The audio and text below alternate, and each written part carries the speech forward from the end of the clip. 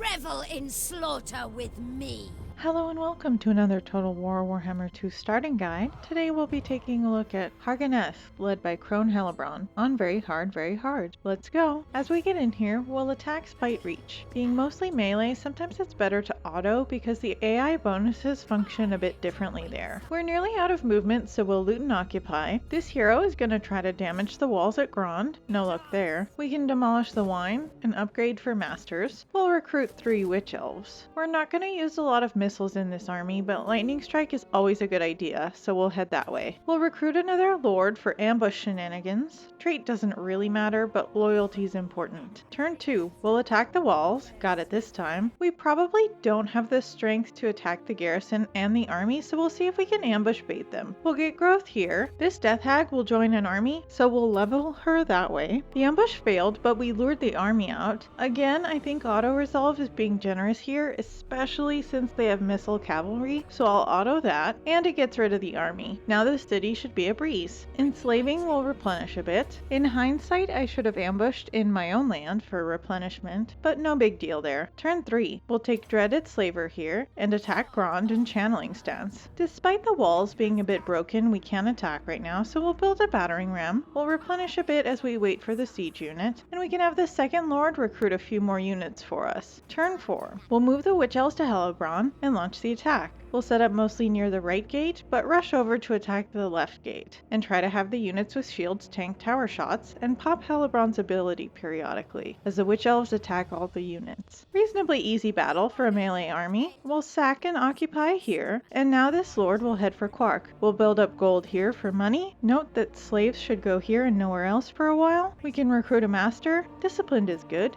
Replenish troops is good here. Malekith likes us, so we can get a defensive alliance. Turn 5. We're a bit low on money, but we can hang out in our land in channeling stance to replenish a bit. Pop the master in the army. This lord can search for treasure since we can't colonize, which will allow us to recruit a couple more Witch Elves. We can disband the Dark Shards since this is a melee army. We'll get melee attack here, and we can research growth. Turn 6. We're running out of money a bit, but it's okay. We'll auto-resolve the Great Arena and loot and occupy. This master can get some growth. While we wait for more funds, this guy can raid. We can call a Death Knight. Turn 7. We'll head towards Ashrak and raid. Might be better for this guy to raid over here for a bit of money and slaves. Better to replace this building with growth. Turn 8. We'll keep raiding on our way up here and still save some money to colonize Quark. Turn 9. We'll colonize the city and now disband this lord. I really find armies like this better in auto than manual, oftentimes. Despite the poor victory, at least the damage is fairly even. We do have movement to sack and occupy, and now we've completed this province. We'll get growth here and here. We'll research more growth, upgrade these cities, and demolish this building. Turn 10. We'll march right. Turn 11. We'll keep going right, recruit some more Witch Elves, and as usual, we'll keep prioritizing growth. Turn 12. We'll attack the Black Pillar, loot and occupy, and now we have a second province. We can get money here, and in case of attack, we won't level this up. We can disband the non-boosted units and get more Witch Elves, get the growth commandment in the province. Turn 13. We can move just out of the province and raid. We can level up Grand. Turn 14. Hellebron can sack Dargoth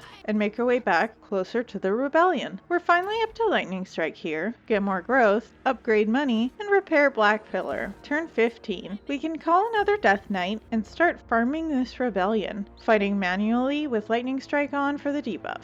But basically, charging right in is the best tactic here, keeping everyone pretty tight. Easy victory. We'll channel to replenish a bit more, research more casualties, get Sycophantic Schemer, and Cry of War. Turn 16. Another manual battle for experience, take slaves, and finish them off. Then we'll head right. We'll get Champion of Khaine and Playthings of the Queen. We can level up Har Ganeth, upgrade gold, and get the Altar of Khaine here. Melee defense wouldn't hurt, and this master is actually going to stay in our slave province and be a campaign hero. Turn 17. Now that Dargoth is raised, we can level up Quark. It's a bit safer. We'll recruit that lord back to colonize Dargoth. This master will head to Grand, and we can level up the Great Arena. Turn 18. We'll upgrade Black Pillar. Obviously, we need to side with them when they attack people. Turn 19. Raid towards the Frozen City. We can upgrade Ashrak. Turn 20. Our relations are going up with Malekith very quickly, so if he suffers any major defeats, we should be able able to confederate him. Our own settlements are growing quickly, and money's actually pretty good here. We would still need to stay in this area for a little while to keep leveling up and get more diverse units to have a stronger army. We would want to prioritize getting a Black Ark to recruit some good units and to have a mobile army that could head towards Ulthuan. But things are looking really strong. So that's going to be it for my starting guide to Har Ganeth, led by Crone Hellebron. If you like this and you want to see more, go ahead and subscribe. You know how YouTube works. Goodbye.